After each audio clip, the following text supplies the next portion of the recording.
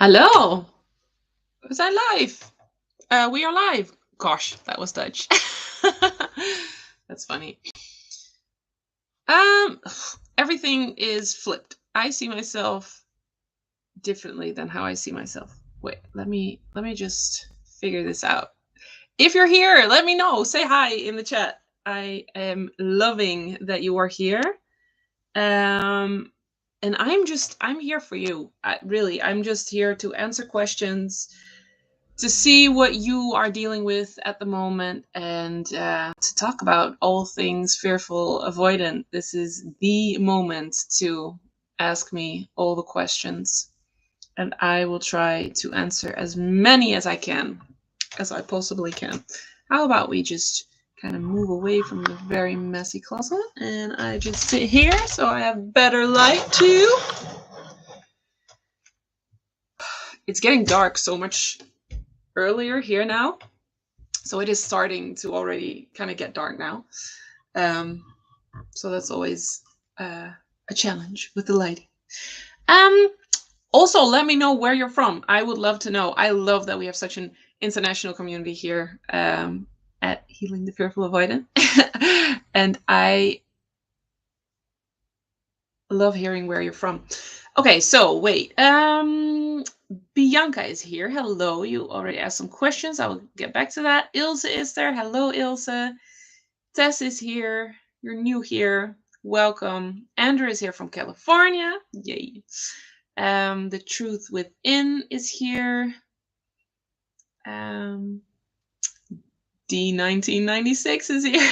Yashi. Hi, Yashi. Ava is from Switzerland. The Truth Within from Ontario, Canada. Angela from the Netherlands. Welcome. Alexandra from Romania. A potato flew around. Such an interesting name. Unable to watch the entire live. Totally fine. Obviously, it will still be here like tomorrow or something.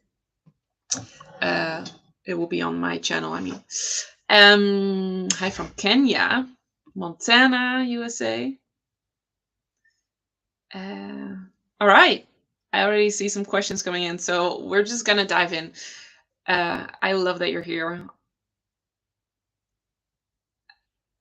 Let's just start at the beginning. And I am going to try to answer as many questions as possible.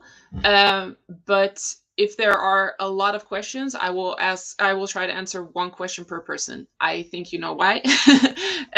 Because I just want to make sure to answer as many questions from as many different people as possible. So think about the questions that you ask, and don't make your fear brain just do a rapid fire with everything that's floating around in your brain right now. I know how that works. All right. Recurring jealousy of your partner spending time or having relationships with others, even their parents. Do you agree it can be part of the attachment style, high insecurity, and abandonment fears?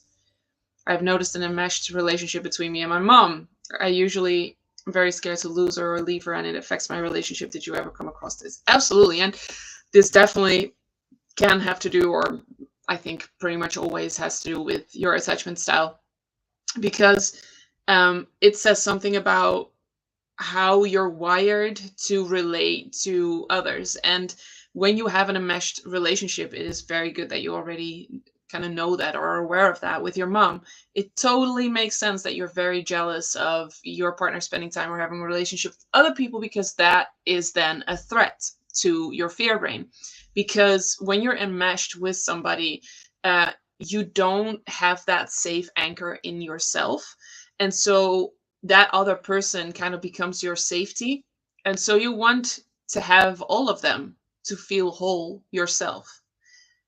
But obviously, the secure way to look at this is that you don't need another person to feel whole by yourself. And the more whole you can feel by yourself, the more connected you can actually be with another person. This may sound crazy when you are enmeshed, or when you have a tendency towards codependency, but the more you are your own anchor, the more you are whole. Arjen and I used to call it, the more we are like circles, both of us circles, the more you can connect.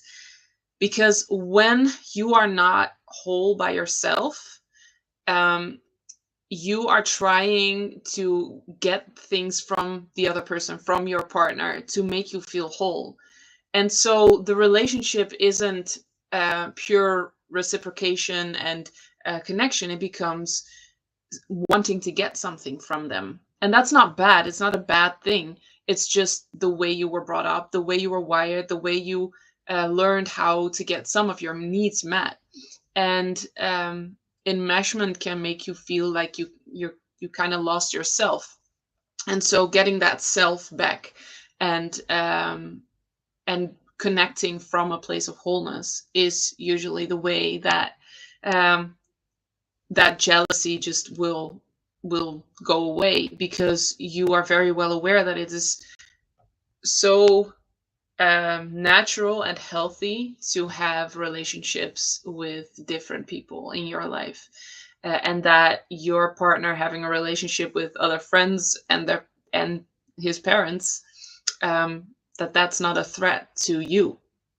It can only be a threat to you if you need things from your partner to feel whole and safe.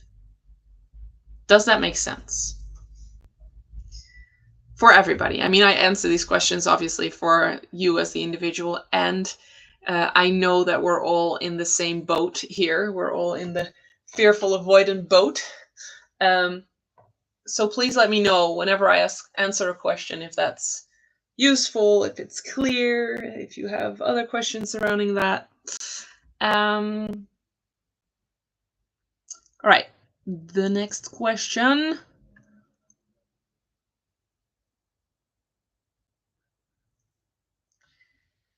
Yashi, why can't I handle any banter or roasts by my partner? I always get mad and I shut off and become quiet or lash out at him.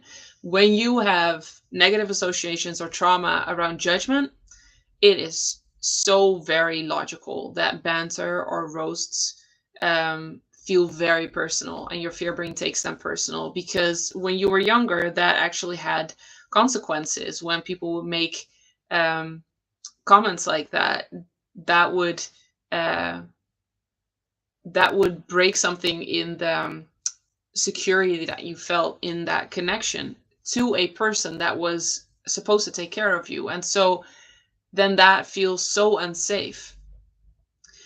Also, it is very important to know when you have an insecure attachment style, whatever insecure attachment style it is, that it doesn't mean that just because you aren't securely attached, everything is your trauma's fault.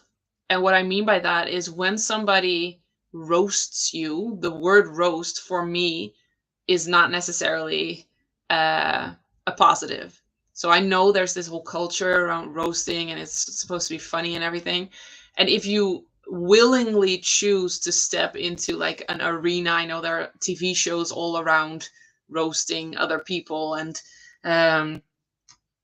doing that through all sorts of very creative ways. If you deliberately choose to go there and be in a TV show to get roasted, then fine, that's a choice you make, and that's totally fine. But if this happens in interpersonal relationships and you don't consciously choose it, and it does not feel comfortable for you, it is so okay, healthy, and legitimate to say, I do not want you to do that with me. I don't want you to roast me. I don't want this type of banter. And you can specify what kind of banter you do like. It's so normal and natural to express your needs, express your boundaries, and express how you want to be treated, because you are valuable. You are worthy of being treated in a way that feels good to you. And I know that sometimes when you're healing, you feel like, oh, this is my trauma. I'm broken. So I should be able to take this. I should be able to deal with this. I should find this funny. And that's just bull. If you have a partner who is loving and willing, they will also work around your trauma. And you are not less because of that. you are working through that. You are healing. And so, yes, there may be things that you are sensitive to now that you wouldn't be when you're securely attached. But that doesn't mean that you now, while it feels sensitive, have to accept all of that. Does that make sense? Because this is an important part. I feel like we want to be perfect, and then when we're perfect, we can take everything. But that sometimes can be an escape from actually doing the work of setting boundaries and expressing needs. So it doesn't matter whether it comes from trauma or not. If something feels utterly uncomfortable, it is so okay to sit down with your partner and just calmly explain, hey, I know that you don't mean it that way. I know that you love me. I just don't want that. I don't want you to do that to me. I don't want you to roast me. I don't want this type of banter. I do want this and this and this. This is the way I want you to treat me, or the way I want us to treat each other. D1996 says, how can sudden intense anxiety strike in the middle of the night unrelated to my relationship, then center on it despite us living happily for 8 months? I suspect my attachment style was triggered. This is such a good question with so many layers. So the sleeping in and of itself is a very vulnerable state. I think I hear back a lot that people just don't think of it that way.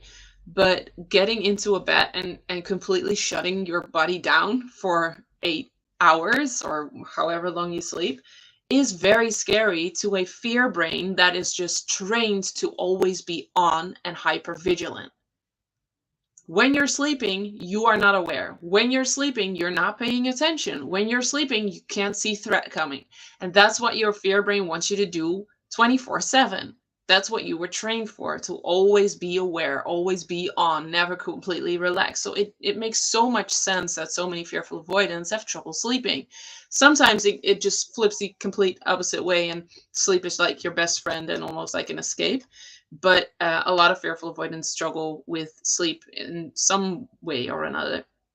So that is the first thing. Sleep can feel very vulnerable. And then what can happen is that when you wake up in the middle of the night, you wake up at a point that your body has the absolute minimum amount of sleep that it needs to function.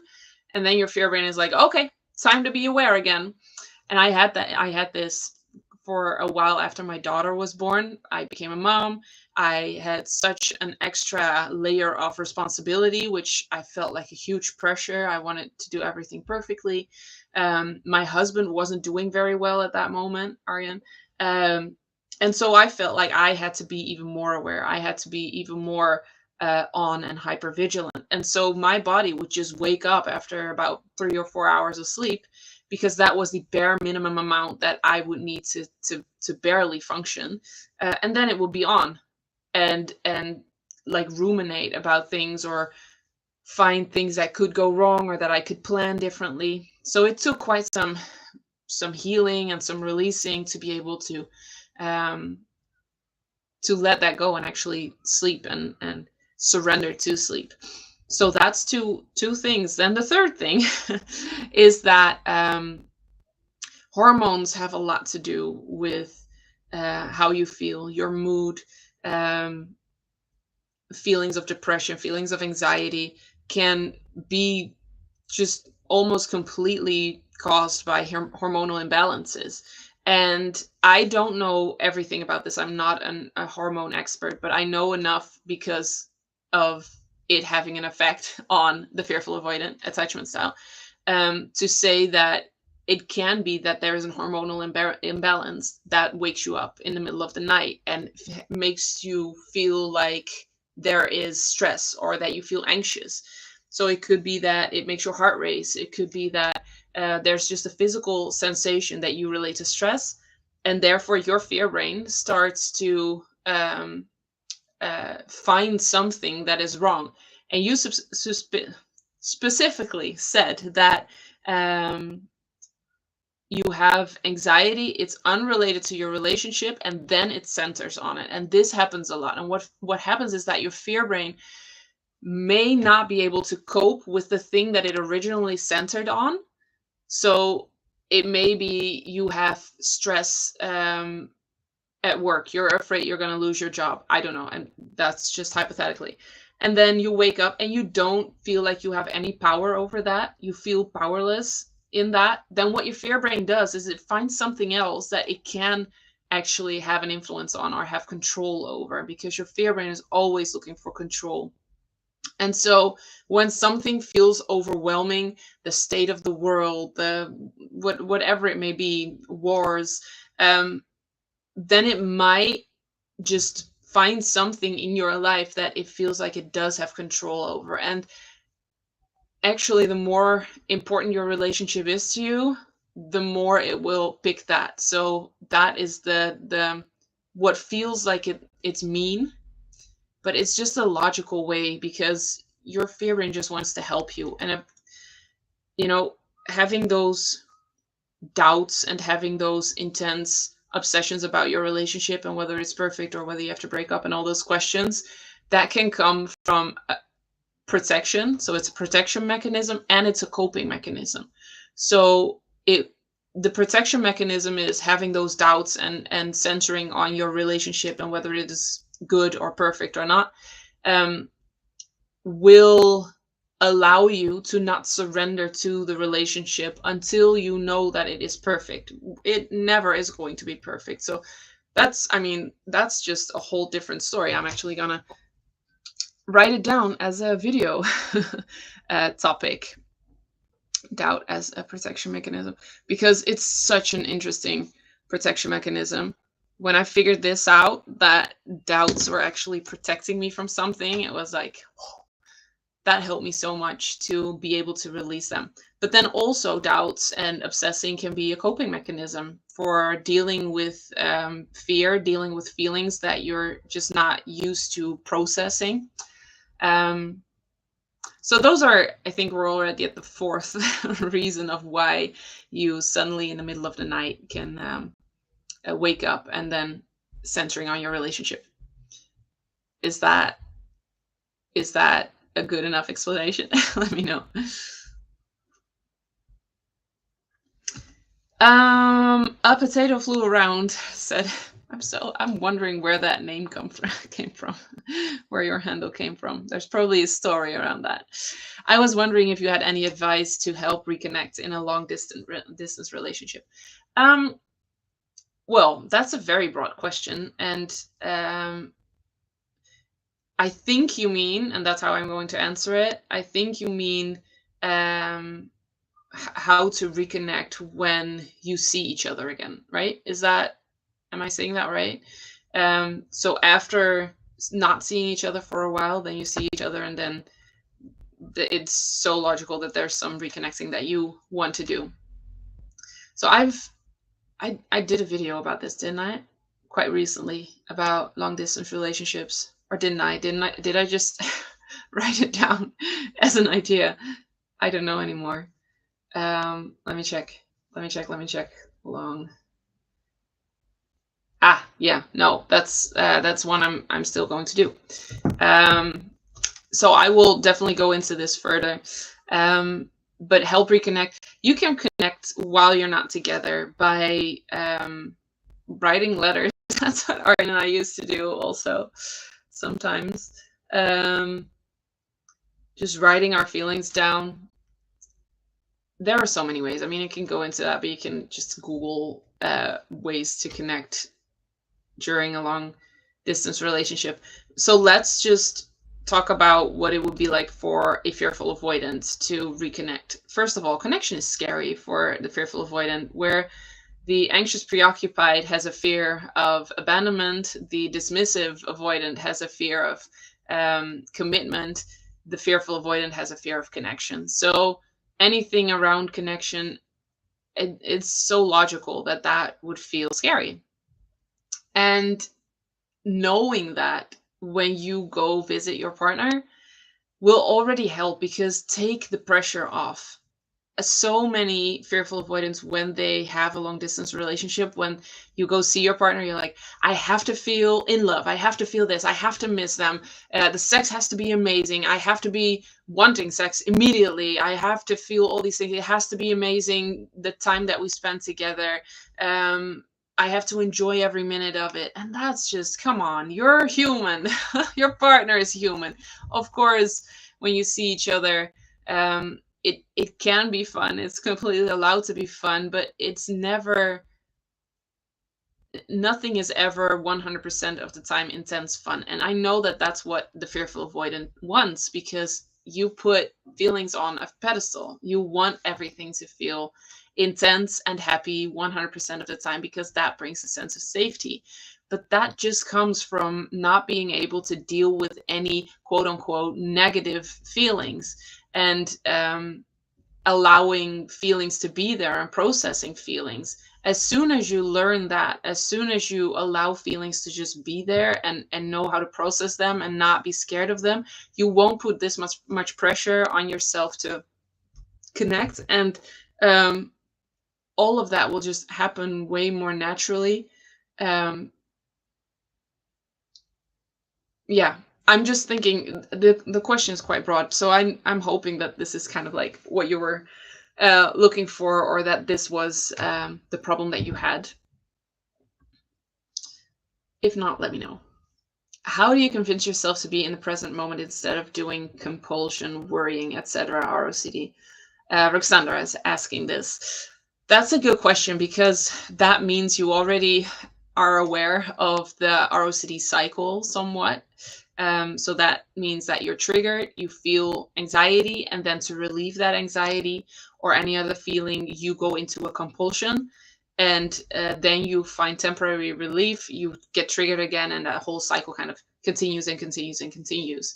And the way out of that, one way out of that, is to stop the compulsion. And that is not something that you can just do on willpower, like, oh, now I'm just not going to go into a compulsion. And compulsion, for those who don't know, can be, for instance, Googling the questions that you have in your head, like, do I love them enough? Are we compatible? Those kinds of things. Another compulsion could be checking pictures to see whether you think you look right together. Another compulsion, very common one, is checking your feelings. Do I feel enough? Do I miss them enough? When I think about them, do I feel this? And there's always like this image. If I do this, then I have to feel this. If I think this, then this has to happen. And when it doesn't, there's a panic, and then you go even more into compulsion. So it's like a spiral.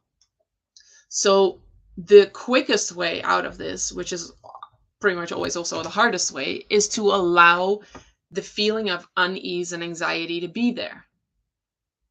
But that is what you find so hard, and why you go into compulsion. Otherwise, you wouldn't do that, because everybody has thoughts or moments that they feel uneasy with, but not everybody goes into compulsion. And the difference is that a lot of people, especially securely attached, learn how to sit with their feelings, how to just allow feelings to be there without um, having to fix them, or having to um, get them away, like push them away. Um, so being able to allow that feeling of unease and anxiousness, and knowing that nothing is going to happen because you feel that way, that is the fastest way through. And the tool that I use for that is EFT. I talk about that on my channel. EFT really helps in calming your system down. So absolutely do check out some videos on that, because it's an amazing tool.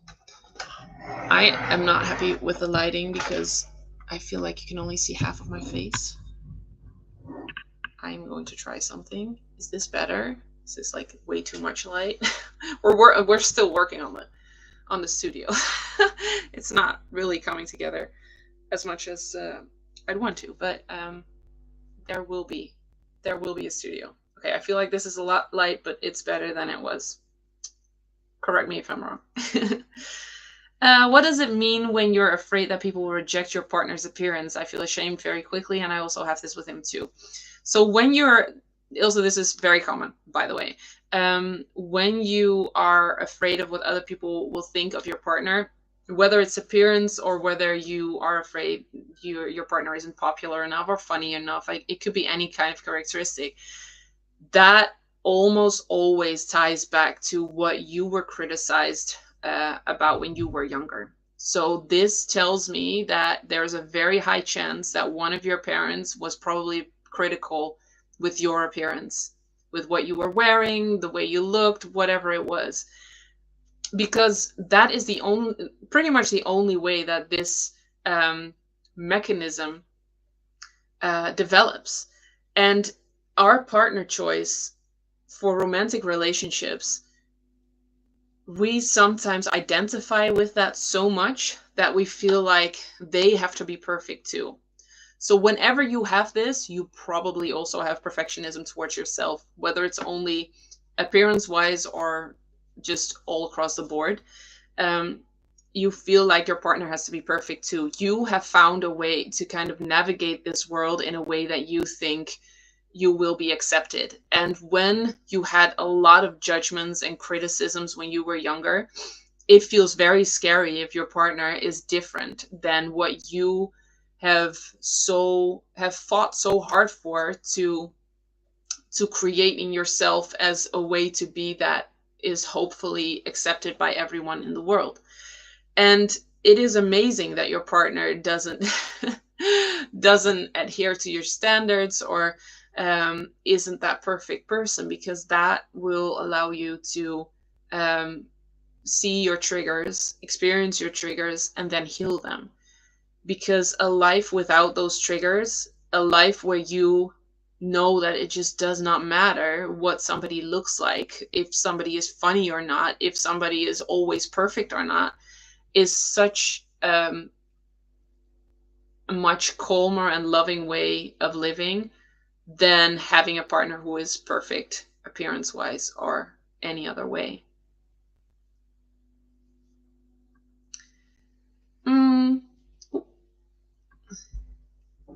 Next question. Shocked Pikachu face. Oh my god, Pikachu. Who used to watch Pokemon? I sometimes feel old when we have references like this, right? I watched Pokemon, and I had the Game Boy too with the Pokemon games. Who had that? Who had that? Please let me know I'm not the only one. I played that for hours. Can you explain the ick in relation to the fearful avoidant, especially in early dating? I have a whole video on this, on the ick in relationships, and I think I always specify it also to the fearful avoidant, so probably in that video too. So I won't go into that too much, but the ick is, I think, very common in the fearful avoidant, because the fearful avoidant is like a chase and push mechanism, right? So as long as you're chasing, you feel safe. As soon as the one that you are chasing is actually open and willing to connect with you, you push them away and you kind of run. Well, it's more the dismissive avoidant runs and the fearful avoidant pushes. So then you break the connection.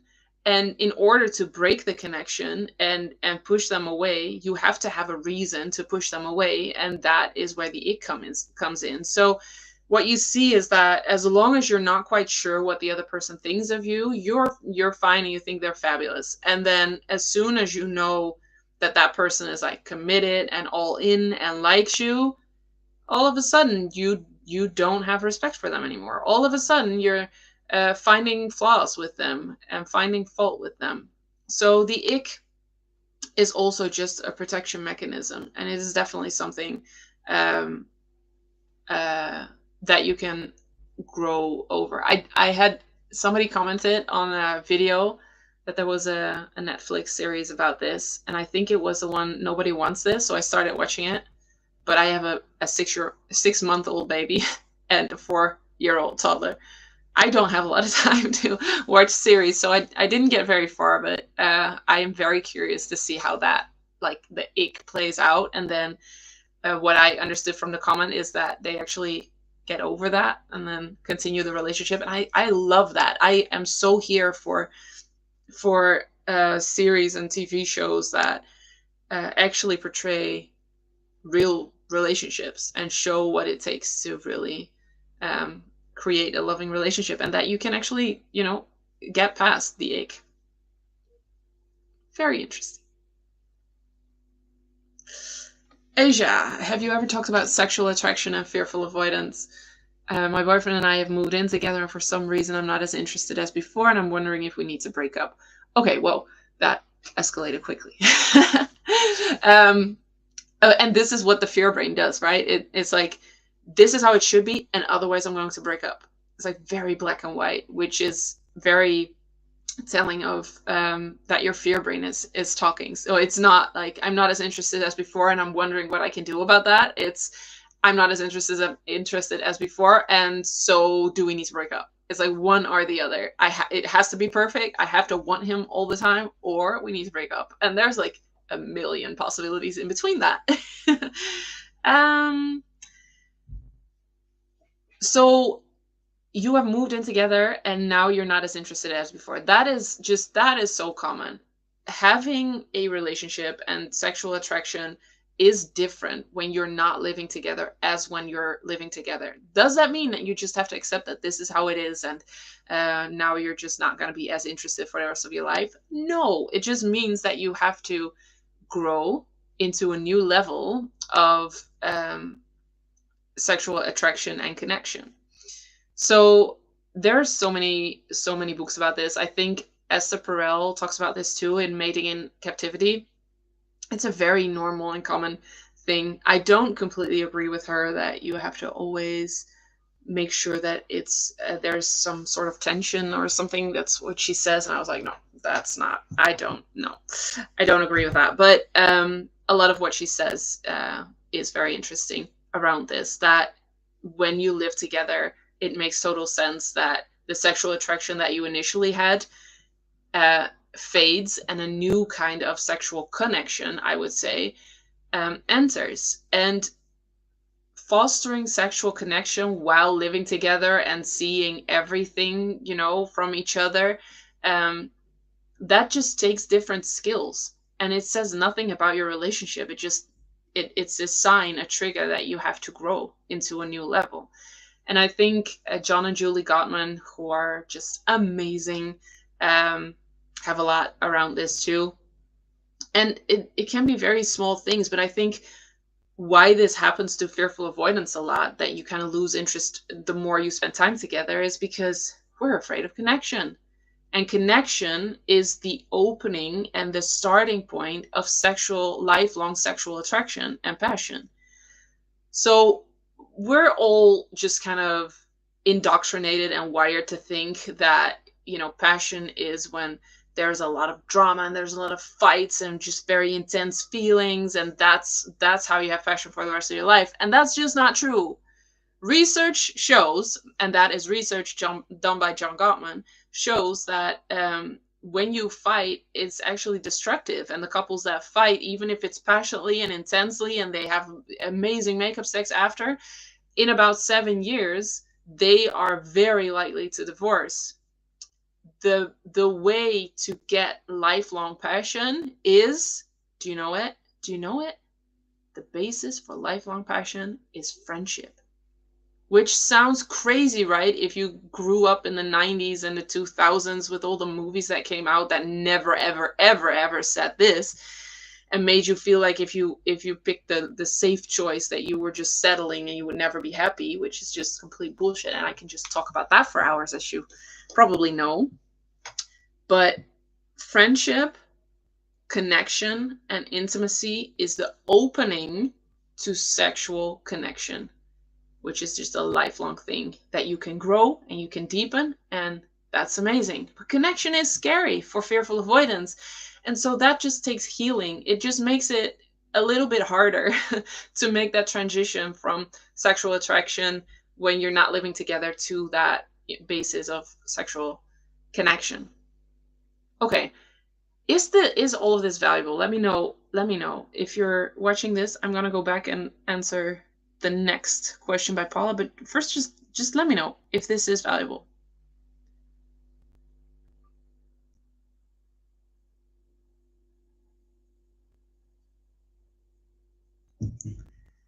This was so helpful. Okay, good, Asia. And you don't have to say sorry. It's just I kind of expected. I now am very dominantly securely attached, so my head kind of ended that sentence with what can I do about that? And your question was just very fearful avoidant, which is completely fine, and nothing about that is something you have to say sorry about.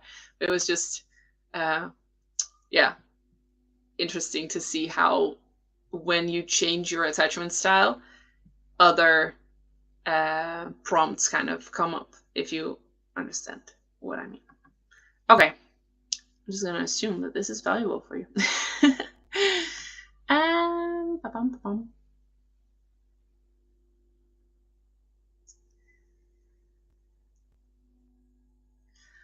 Paula, hard and taboo question. Can you tell a bit about fearful avoidance and drinking patterns? Alcohol, I think I cope with it sometimes and never drink alone, but when I do, I can drink a lot. Well, this touches upon addiction, right? And alcohol is one of the ways to numb feelings. There are many ways. Drugs, porn. There's just a myriad. Sometimes even excessive exercising. There are so many ways. So specifically alcohol and the drinking patterns, there can be different reasons why you grab alcohol. You say you never drink alone. There are fearful avoidants who just have social anxiety, who have been pressured so much when they grew up to be perfect, to always be like the life of the party or to perform in any way in social gatherings, that it just feels safe to have a little alcohol in your system so that you aren't completely focused on everything you're doing wrong all the time, and everything is a little bit more blurry. So I think a lot of fearful avoidants have this. I definitely had a period of drinking way too much and feeling the freedom of that, and yeah, it makes sense that you would want to feel that kind of numbing of the feelings and that freedom of not having so many self-restrictions in a way. So alcohol is a way to numb feelings, and learning to realize that nothing really changes when everything you do when you have alcohol in your system, in the sense of being maybe more social, the way you feel that might be, that is in you. It's not alcohol doing that. So everything you think you're getting out of drinking alcohol or any other addiction, you can find in yourself. And the way to get there is not to try to numb feelings or try to run away from those feelings, but it's just to accept them and know what feelings are, which is they're transient states. Like, they come and they go. It's ebb and flow, and they don't have any power over you if you don't give them any power. They don't say anything, and it's completely okay. And actually, it might even be thinking of a Dutch word, looking for the English translation, can't find it. You're actually supposed to kind of guide your feelings. So you can't control your feelings. You can't say, I want and need and demand to feel happy right now. But you can influence your feelings. And you do that by the thoughts that you choose and by taking really good care of yourself. So when you would want to feel more free and more happy, there are definitely ways that you can do that and release and heal all the negative associations to that. So healing can roughly go you can do that in two ways. One is heal all the negative things that happened. So the negative memories and all the associations that you have with that. And that will clear up so much space, like all the weight that you feel can get lifted. But then there's also another way where you decide what you want. You decide how you want to feel. And if you want to feel more happy, then you tune in to feeling happy. And there's definitely going to be stuff that comes up, and that's what's supposed to happen, so that you can then release that. And then the more you tune in to feeling happy or feeling the way you want to feel, and the more you release anything that comes up negatively associated with that, the more it will be easier to be happy. So for instance, let's just make this very concrete. When you want to be happy, but when you were younger, your dad was just triggered by you being happy for some reason. And every time you were happy, he's like, what do you have to be happy about? You know, or any demeaning comments. It makes total sense that happiness feels scary for you.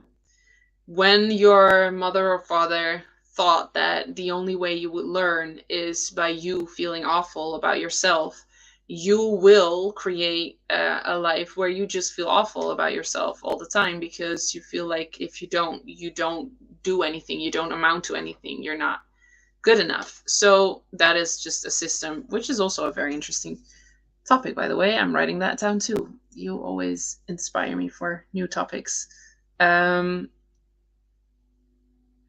Feeling bad for change. That's not going to be the title.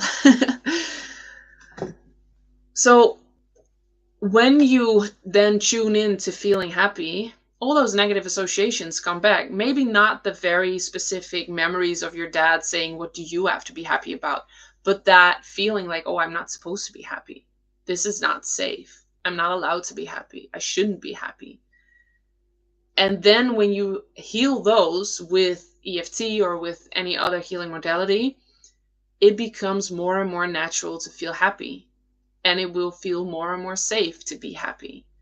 And in that way, you can actually quite quickly get to states that you so desperately want to feel now. That's what we do in the online program, Healed and Happy. We go to the roots of the fearful avoidant attachment style, and we clear the way to whatever you want to feel.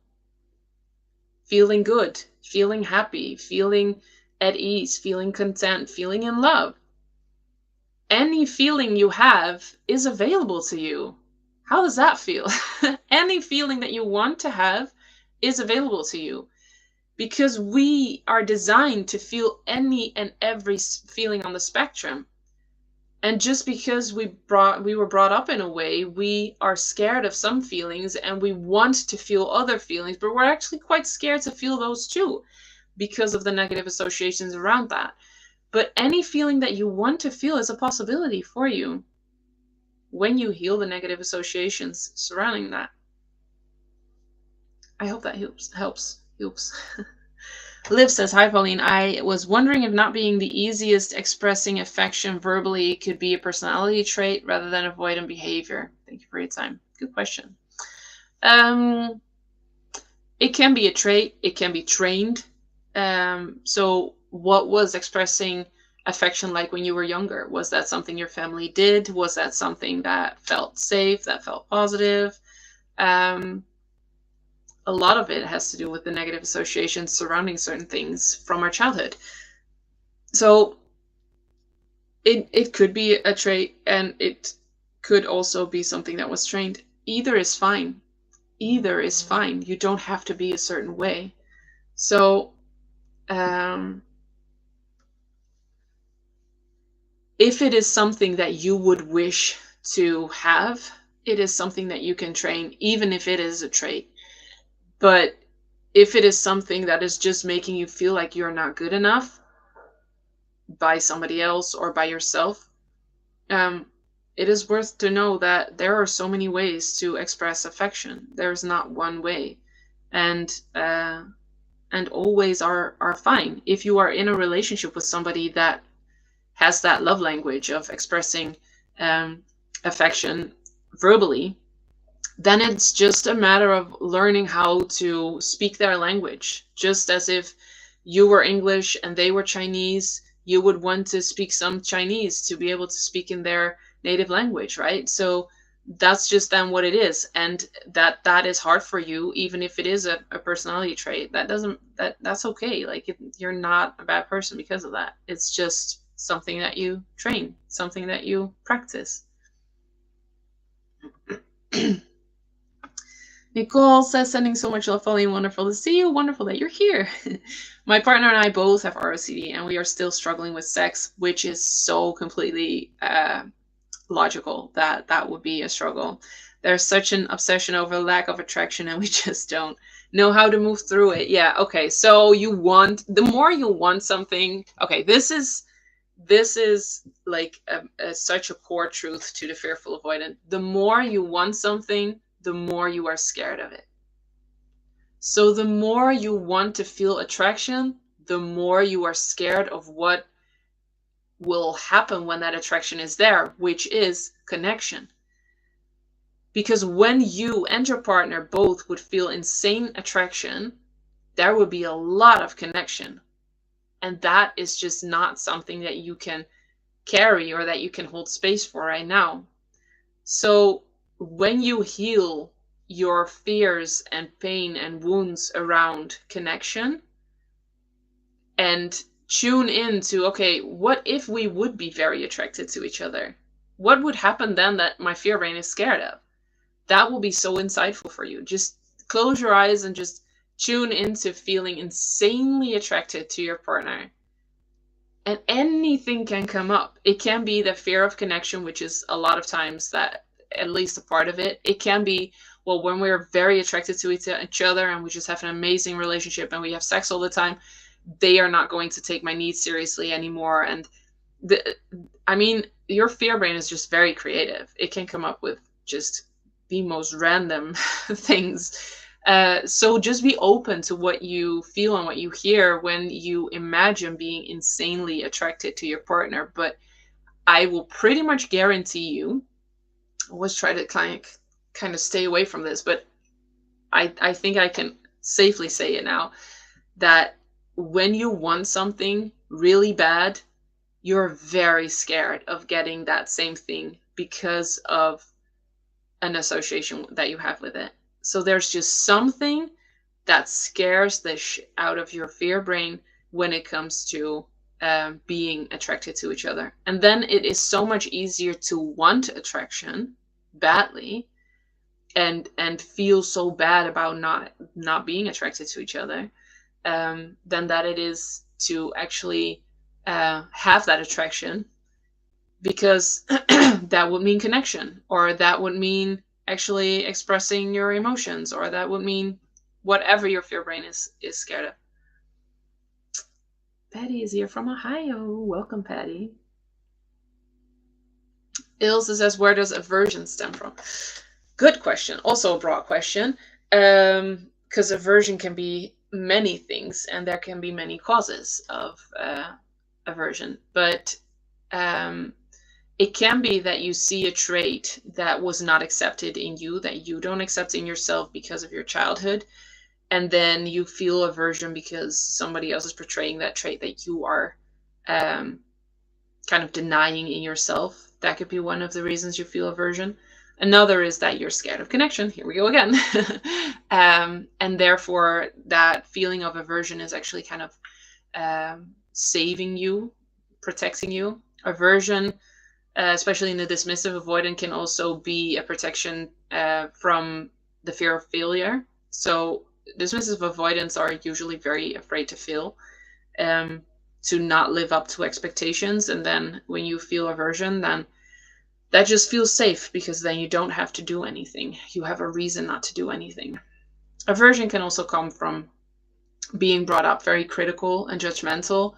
And then you're very afraid of being judged and being criticized. And so you feel the aversion towards other people first. So you have control over the situation.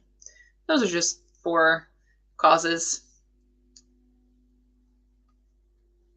Sting Saints says, my girlfriend is a fearful avoidant. How to love and handle and help them, especially when we're long distance. It's also a very broad question. How to love and handle them. I have a few videos on my channel about how to be a partner of the fearful avoidant, and how to love them and handle them. Long distance makes that even more challenging, a bit more of a puzzle. And I think the best way is to find a way that it feels safe for your fearful avoidant partner to express what they need and figure out what they need, because they probably don't even know. So talking about it. And other than that, just being constant and being a stable source of unconditional love, that always helps.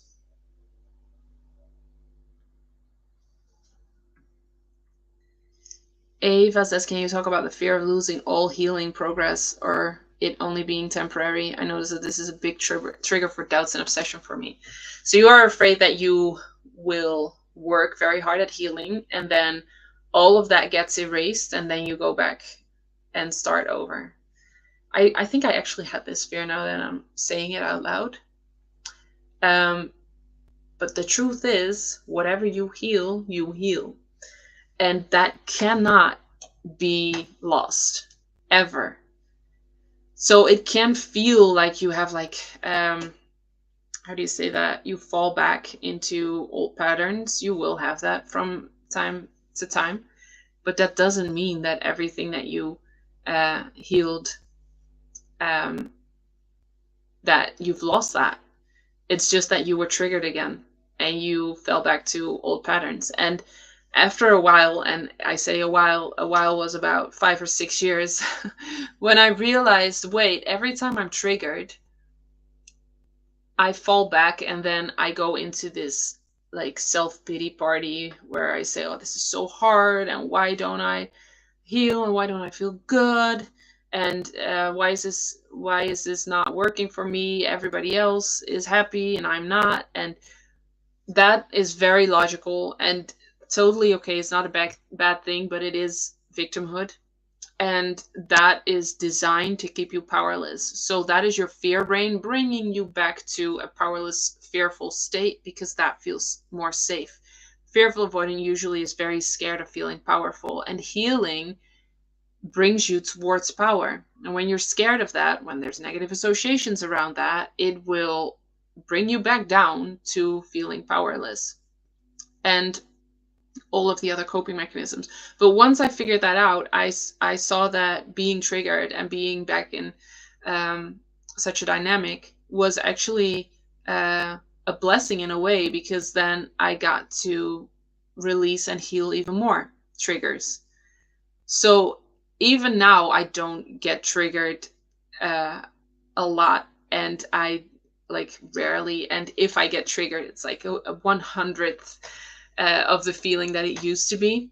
But when I do, I am like, oh goody, now we can figure out what that is and where it came from, and then I can release it, and then I will feel even more freedom. Sometimes this also comes when you don't really have a clear view of where you want to go, and you don't write down or document what you've already released and what you've already gone through and healed. So documenting is very, very important, because I used to call it my drunk state.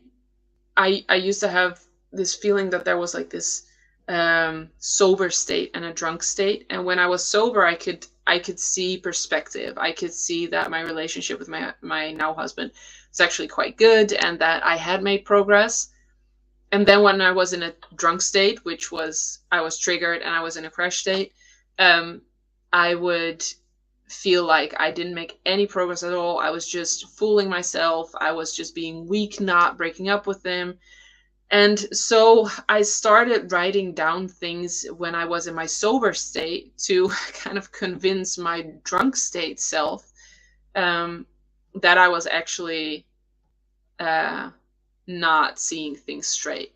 And this is really hard, because when you're in that crash state, when you're in that drunk state, you just think, oh, I made all of that up. It wasn't even true. Your fear brain can be pretty intense about that, but I just kind of chose to believe that what I wrote down in my sober state, that was actually true. And I made a commitment to myself to write down what was true. The positive, only the positive, but no embellishment and not any making it seem better than it was. And so when I was in a drunk state, I would know that my sober self, this sounds so weird, right? My sober self was honest. So it was kind of like letters to myself from my sober state to my drunk state, if that makes any sense.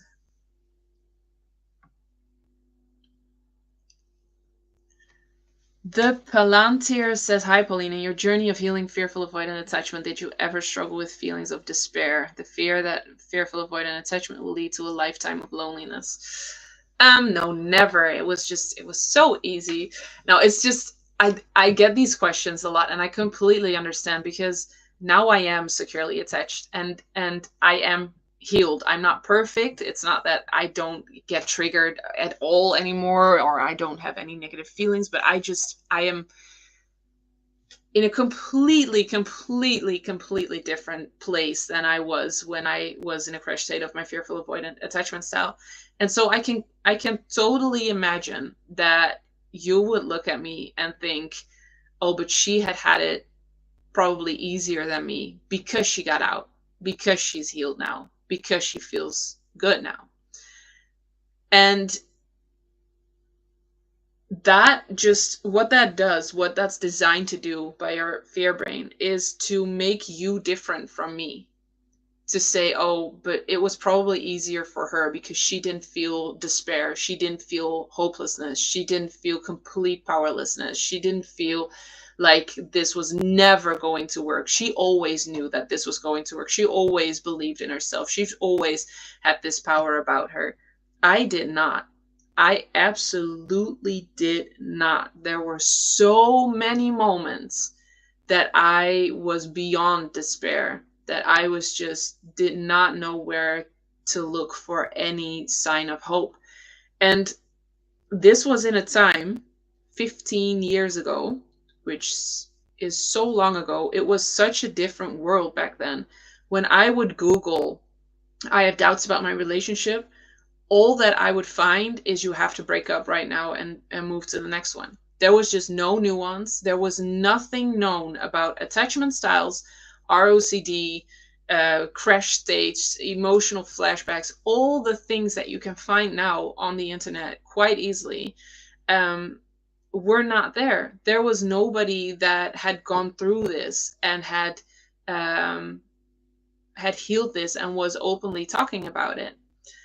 So you bet that I had despair. You bet that I was just feeling like this was the worst mistake that I was making, by being with him and going on this path that I didn't even understand. And it would be a daily thing where I thought, I am just not going to get out of this ever, and I am hurting him. I was suicidal at some point. I don't deserve to live because I'm such a terrible person, because I don't break up with him, and I should break up with him. I am never going to heal. This is never going to get better. That was a daily thing, And sometimes I did give up, and I didn't heal, and I just felt like shit for days or weeks or months on end. And then I just didn't know where to turn, and I would just kind of start tapping again with the emotional freedom technique and start healing again. Sometimes because I felt like I have to, because there's no other option. Sometimes I felt like because I believed that I could get out of it. And a lot of times just because I did not know what else to do. I thought, I am putting so much energy into all these beliefs and all these thoughts about never getting out of this, and how is that serving me? And that started to become a question that I asked myself a lot. How is this thought of I am never going to get out of this, I am going to be lonely forever, how is that serving me? How is that serving me, anyone around me, how is that serving me? It's not. So even if I feel like the worst person in the world, even though I feel completely worthless, I am just going to keep healing, even though I have no idea what to do. Nobody's telling me how to heal. I'm just going to keep going, because what else am I going to do? Am I going to give in to these feelings of despair for the rest of my life and just think these thoughts for the rest of my life that are not serving me whatsoever? What's the use of that? So it really was just, it was the despair and it was the suicidalness that kind of like pushed me to think, well, I might as well heal and heal more, even if I don't know what to do at all. So what you, all of you watching this, have over me, over what I had back then, is that there are courses now to help you. There are people that have gone through this and got out and can show you the way and can actually take you by the hand and show you the steps and the deepest rooted fears and beliefs that are underlying the fearful avoidant attachment style. And if I would have had that 15 years ago, I would have jumped in both hands and feet, and I would still probably feel despair. I would still probably feel powerless, because that's just what the fear brain does, maybe. But you bet that I would go for it, and I would do everything I could to learn and to get out of it, because what's the other option? How is it serving you to feel despair, to feel powerless? And I mean that in a loving way, because there is something that is serving you in that. There is something that is giving you something in that. And that could be that power feels very scary to you. But when there's people, and I'm not saying just me, there are other people that have gone through this and gotten out of this, and there are ways to heal this now. You deserve that, even if you don't feel like you deserve that. So ask yourself, how is it serving you to be in despair and to stay in despair and powerlessness? And genuinely ask yourself that, like, what is that giving you? And then you can just choose healing, even if you don't feel like it, because you have been putting your feelings on a pedestal for way too long. And the fact that you are a living, breathing human being means that you are an incredible, beautiful soul, and that you deserve healing.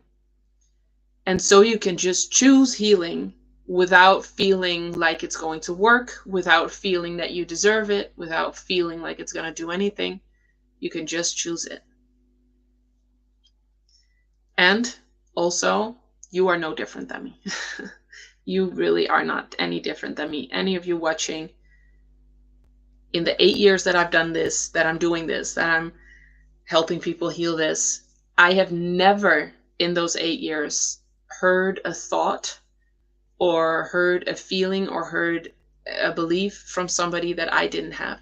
So I know the fear brain is trying to make you feel different from me, and therefore make you feel like you're never going to get out of it, because that keeps you in fear, and fear keeps you safe, according to the fear brain.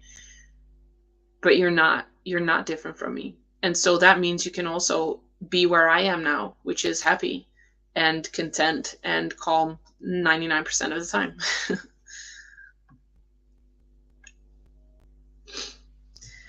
Anders says, hi Pauline, please advise how to break a stalemate where my fearful avoidant soulmate seems to want to meet but holds back. He seemed to commit last November but disappeared in December. We resumed texts but only met 2 times. Okay, wait. So this is your soulmate. They seem to want to meet but hold back. And a year ago, they seem to commit, and in between you only resume text. Is that true? Because as much as I love fearful avoidance, people are also people, and we're all very different. And when a fearful avoidant isn't really willing to heal, that's their choice. When you're watching this and you have the fearful avoidant attachment style, you are ahead of the game and you are wanting to heal. So don't see this as a personal thing. But when somebody keeps holding back and it has been a year, then it might also be time for you to ask yourself, what is it? How is this serving me to keep this up? If they hold back, they have the power, and then they have the power to break the stalemate. But you have the power to make a choice that serves you. I'm just gonna leave it at that. But yeah, I mean, I love fearful avoidance, but the fearful avoidant is not like, there's not one fearful avoidant, and especially ones that are not willing to heal react in ways that I can't always predict. So everybody watching my channel that is a fearful avoidant, I love you. And you, I know how you work, kind of. And still we're quite we can be individuals, right? So whenever I get questions like this from partners, I also think, well, you just also have to kind of accept the actions that somebody takes. If they keep saying they want to meet but they don't, and they don't really explain it, or they're not willing, and that is the biggest one, they're not willing to really do the work, then all you can do to break the stalemate is to see what you need, express those needs, and see how the other person reacts. The Truth Within 965 said, how did you deal with the anxiety and aversion you felt to your partner in a crash state? I'm going through this, but not sure how to move through it, and I am scared the attraction won't come back. How did I deal with that? Not quite well. Not well at all.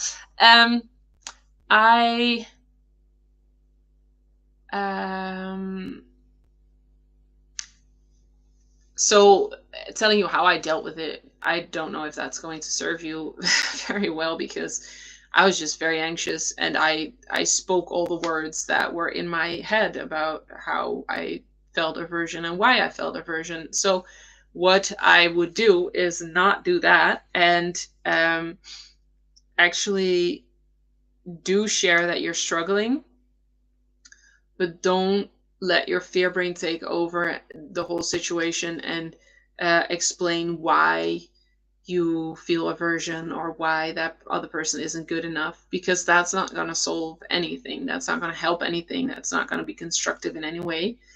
So saying, hey, I'm struggling right now, and this and this and this is what I need, that is actually quite healing, because then you have to be vulnerable, which is very hard for a fearful avoidant, and you have to figure out what you need, which is also quite hard for a fearful avoidant. So those two things will help. And what helped me a lot too was brain dumping, which means you just have a big book that you just literally dump your brain in. You just write down all the thoughts that you have. And that really helps to get it out of your head onto paper. And that can be very scary in the beginning, because you feel like anything you write down is absolutely true, but that is just something your fear brain is trying to tell you to keep you from writing it down. So I would definitely try to sit down and brain dump, because that can be very healing in and of itself, and like feel like a huge weight is lifted.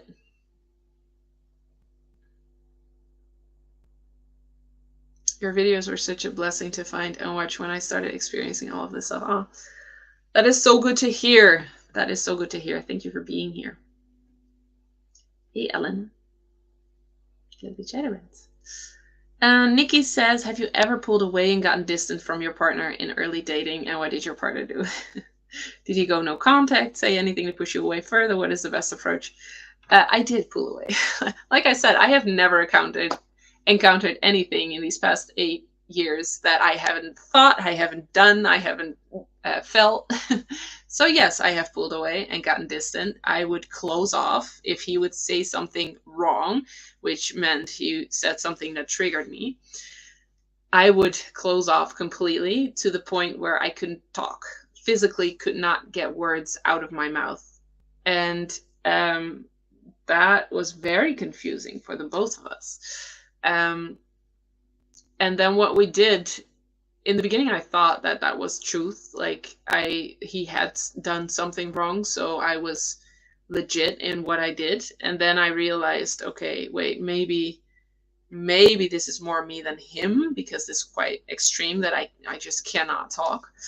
And then whenever that happened, I would do like this hand signal. It was sort of like a fist, or I don't even remember completely what it was. To let him know, like, hey, I can't talk right now, but I'm here. We're okay. And that's how we started to move through it. And then after that, I could say, I can't talk. And then that would be it, all I could say. And then after that, I could say, I'm struggling. And so we kind of, I worked up to being able to actually have a healthy conversation about, being triggered and what I needed in that moment. So my partner was just wonderful and was there. And sometimes he got a little bit insecure, which was hard because that would be triggering for me. And then that was like a whole spiral we got into. But then also sometimes, or most of the time, he was there and was like, okay, you talk whenever you're ready. Just completely non-judgmental, which was amazing.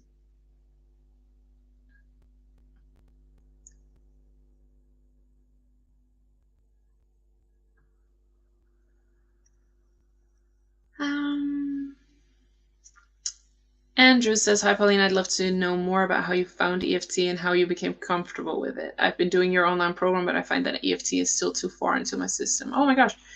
Have you asked questions in the program, Andrew? Because then me and my team help you with this, obviously. So how I found EFT, I actually found another way to release first, which was the Sedona method. And that was based on questions. Like, can I release this? Will I release this?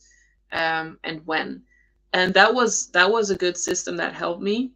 But I needed something more. And then how I found it, it's interesting. Not a lot of people have asked me this in the past years. We lived in Portland for 6 months in 2015, I think. And we were married by then. So I got out of the doubts, like the ROCD, purely by using the Sedona method and educating myself and interviewing those 100 couples happily married for over 40 years. And after we married, I never had a doubt relationship anymore. So I got out of ROCD just by that. And then when we lived in the States, there was this one time where I had a absolute splitting headache.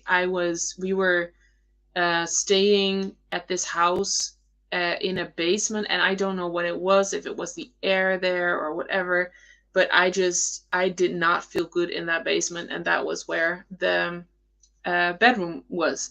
And so I was in that room. I was editing my book in those times, so I spent a lot of time in that room. And I remember sitting on the floor and feeling like my head was like splitting from the middle and just splitting like this. It was so painful. And then I remembered that I had once saw this weird technique where people were like tapping on their face, and I saw that and I was like, that's just weird. But I remembered that somebody said that they were tapping on their pain, and then the pain just completely went away. And so I remember that in that moment while I had that splitting headache. And I looked up that technique. I think I Googled like weird tapping technique or something to release pain. And I actually found it. And I just started tapping with everything I knew. Like, I have this headache. This headache is unbearable. I might die. I can't deal with this. And I think I tapped for about 3 hours. And I was used to releasing feelings through the Sedona method. And I noticed how much more profound and deep this went, because it was such a physical technique. And I think I just sat there for 3 hours tapping. just continuously tapping, not stopping, not going to the bathroom. And after those 3 hours, my headache was gone and it never came back ever. So I was like, this is quite powerful. This is very interesting. Very interesting to experience. And then I started applying it to all the fears I did still have. So the ROCD was kind of gone, but there were a lot of obsessions and fears around other things. I had a lot of social anxiety, just generalized anxiety, depression, just a lot of things. And so that's when I started healing with EFT. And it can feel foreign to your system. It can feel like your body kind of needs to adjust to it. But it can also be that we can just help you with a few tweaks in how you tap, and you will feel it more comfortable. But it's not necessarily, it's not made to feel bad, but it's also okay if it's not completely comfortable, if you understand what I'm saying, because you are releasing and processing feelings, and when you have a hard time doing that, allowing feelings to be there, it makes sense that that doesn't feel comfortable. But please just throw all your questions in the chat and then we will help you, obviously.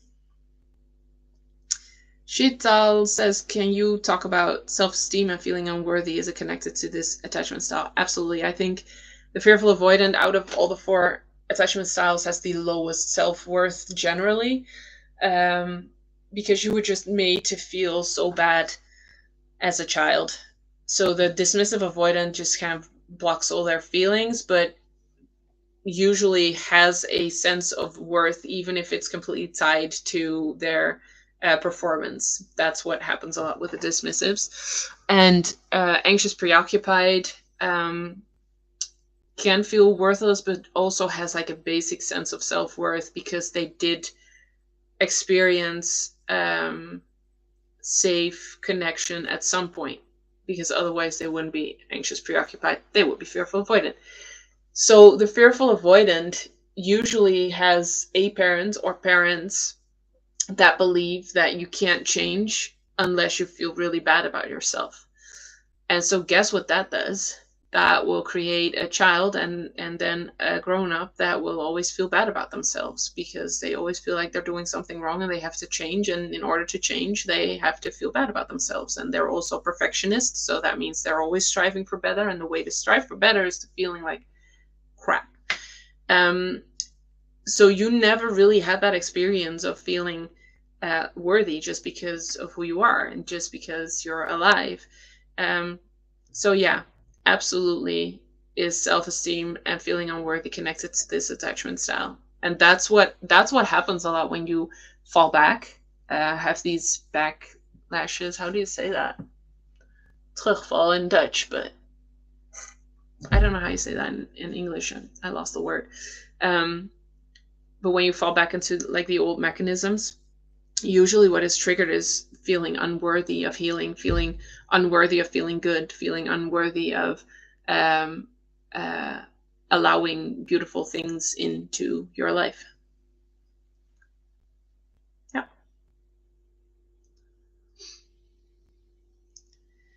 How do secure versus fearful avoidant attachment styles handle leaving a relationship? Very differently. Secure attachment styles will just probably sit down with you and say, hey, listen, these things are what I am feeling. This is what I am needing. We can try to do this and this and this, and then they will give it another few weeks or months to see if things progress. And if they don't, they will have another conversation and say, you know what, I'm afraid this isn't working for me. And I really wish you all the best. And it's just very calm, cordial. Yeah, very, I want to say secure, very stable in a way. The fearful avoidant can just break up out of nowhere, can ghost you, can just not handle sitting down and having a conversation, because they are so afraid that you'll get mad. They're so afraid of feeling like an absolutely horrible person. They just don't know how to handle all the negative feelings that come with it. They don't know how to express their needs. They don't know how to express boundaries. And so whenever that comes up and that feels threatening to them, it just feels safer to leave. They are very afraid to fail. They are very afraid of rejection and abandonment. And so that can be a reason that they break up first, because they are absolutely sure that you are going to abandon them or reject them. And so when they do it first, you can't do it first. So there are so many reasons why a fearful avoidant would break up that actually don't really have anything to do with you, which makes it very, very, very, very, very confusing when you're on the receiving end of that. Nikki says, does it depend on what he was triggered by? I think it was fear of betrayal, so his anxious side more than the avoidance side. I don't want him to think that I'm abandoning him. This feels like it's a follow-up to a different... Oh, it pulled away and gotten distant. Oh, yeah.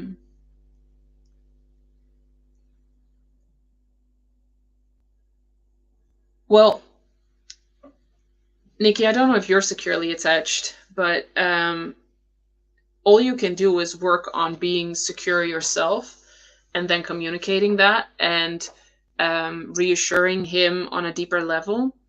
And then his triggers are his triggers, because you cannot prevent him from being triggered.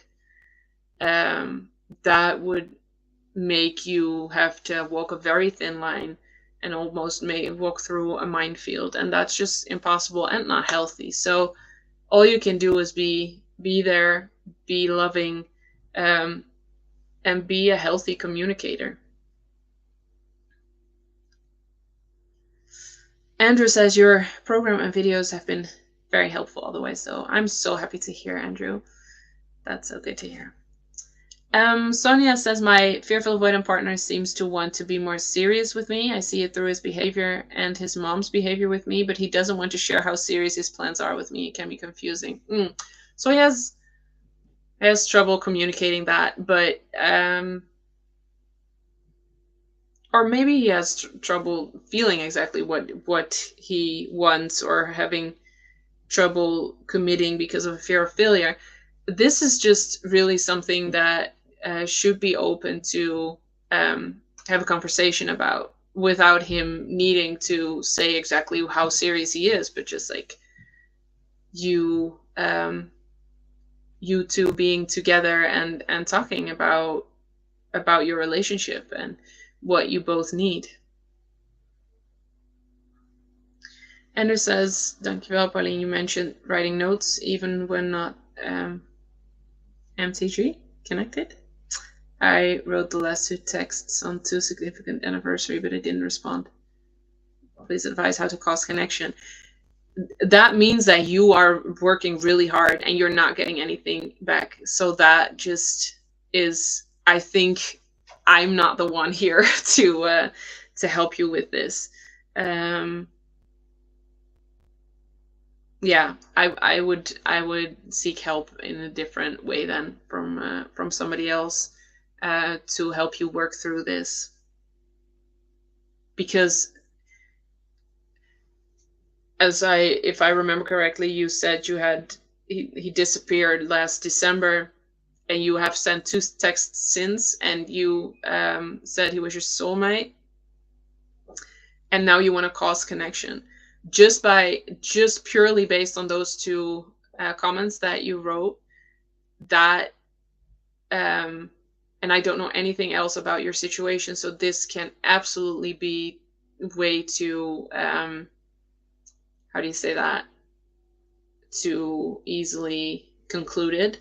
But you are holding on to somebody that is clearly not reciprocating, and that means that there is something inside of you that holds on to this, which is never, it's not a bad thing, but it might be something worth looking at. So anxious preoccupied usually have this tendency to keep trying and to keep believing and to keep giving them the benefit of the doubt. And like I said, I don't know enough about your situation, and I won't ever just by the YouTube comments, but when somebody for a year does not reciprocate in a healthy way and is not willing to work or is not showing any sign of working on themselves or the relationship, that is information that you can take seriously. And just because you have intense feelings for that person does not necessarily mean that they are your soulmate. Your feelings do not equate to how much of a soulmate somebody is. I can talk about that for a long time too.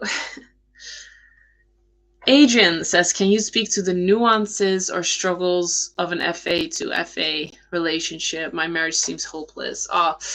Yeah. It's sometimes it can be a blessing because you understand each other more, and it can be very hard because there are so many triggers on both sides. So you're married. Have you been married for a long time, or are you newly married? Because do not feel any hesitation in getting help. Just help for you, help for them, help for you, both of you. You don't have to do this alone. It is definitely possible to have a relationship with another fearful avoidant. It is just harder because it's two people who get triggered a lot. And the more you heal, the easier it becomes in a way. So yeah, it would just mean focusing on healing as much as you can, I guess. Marcus says, my girlfriend of 5 months suddenly broke up with me 2 weeks ago after she got dysregulated. I have apologized and requested a repair conversation, but she has not been receptive. What else can I do to repair? You have requested or you have invited her to a repair conversation.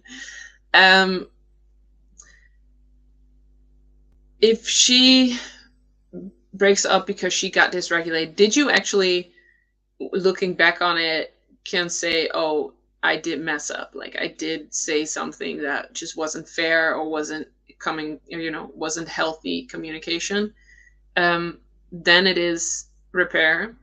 But you already have apologized and you have hopefully invited her to a repair conversation, because requested for me, and English is not my first language, so correct me if I'm wrong, sounds like I need this repair conversation. You need to have a repair conversation with me, and that is not an invitation. That is more towards a demand. So I would say an invitation to a repair conversation. And if they are not willing, then I'd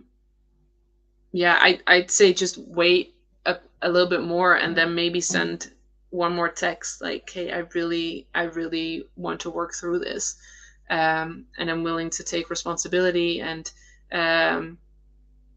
do what I can to repair what has happened.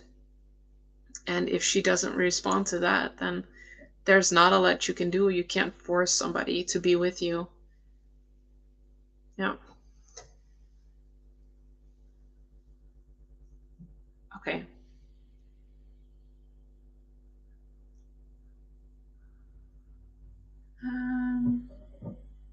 Oh man, there's so many questions.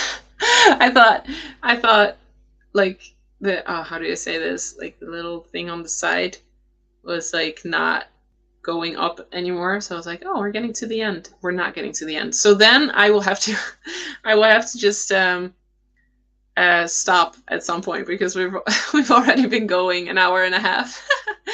So let me just pick out a few that I think are valuable for everyone.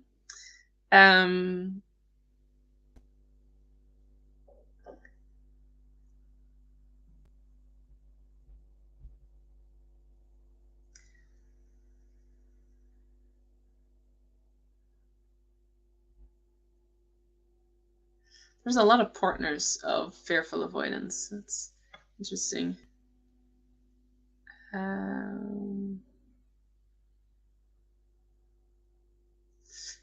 Shan says, do you think fearful avoidance are hard to fall in love or sustain their infatuation feelings? They usually, and this is very generalized, but they usually fall in love quite easily with people who are at a distance, with whom they don't have connection yet. And then when they do have connection, that's sometimes when it gets hard. Like when there's actually a possibility for a healthy relationship, that's when it can get hard for a fearful avoidant. Oh, Elna. So happy you're here.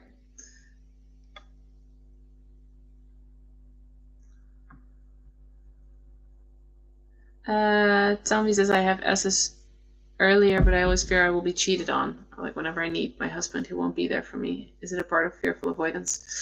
It can be. It absolutely can be, because fearful avoidant has dismissive traits and anxious traits. I would say that this is more of an anxious trait, but it's not that black and white, you know, so it can definitely be part of fearful avoidance.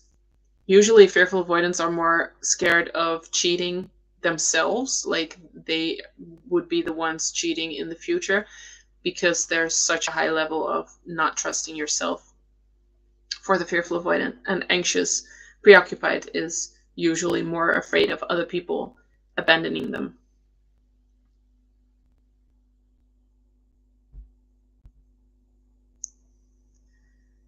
Okay. Oh my gosh, guys, so many questions. My goodness. We will definitely leave a recording of this Q&A up on the channel. Can we have a community of fearful avoidance? The community is in the comments. We can't have a forum or any sort of like anything done by us, because that just takes so much time to monitor, and if I want to do it like to my standards. So we have thought about that, but we're not going to do that. So you have the comments under the videos. That's like a community thing. I see you guys commenting and answering questions and like supporting each other, which is amazing. And then we have the program Healing the Fearful Avoidant, where we guide you through the whole program. But there won't be like a forum or any other type of community.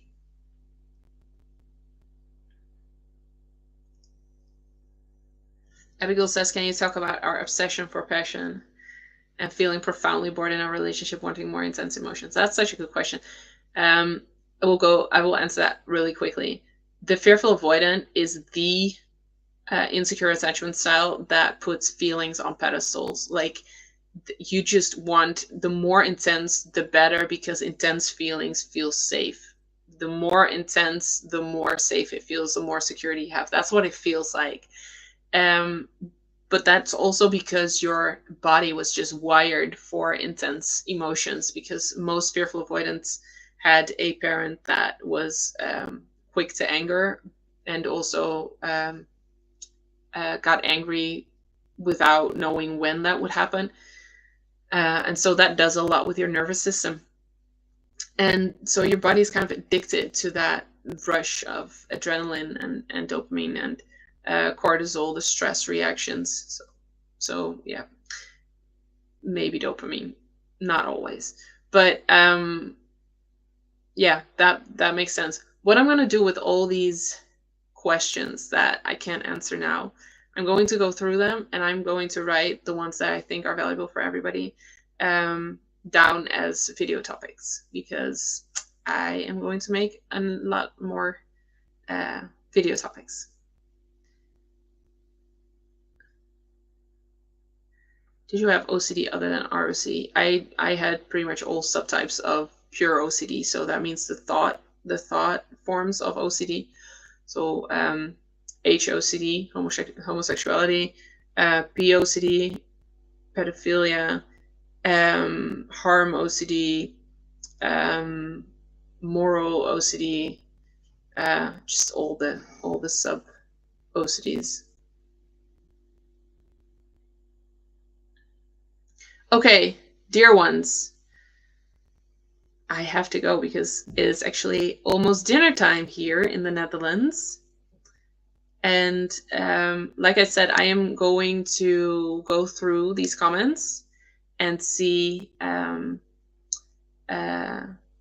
which questions I can answer in a video. And then I will make a video about that. Yeah, there's pedophilia OCD, Taryn. Yeah, if you didn't know that, that was I found that one the hardest. It's yeah, that's OCD is just such a beast. But you can get out of it because I have absolutely no trace of OCD anymore whatsoever. All right, sweeties, thank you so much for being here. And thank you for all your lovely comments that I'm reading now, Shital, and it's amazing to be here with you. I'm happy I got to do this for you. I hope it was valuable for you, and there will definitely be more videos coming out. So have a good day or have a good evening wherever you are, and thank you so much for being here. Bye.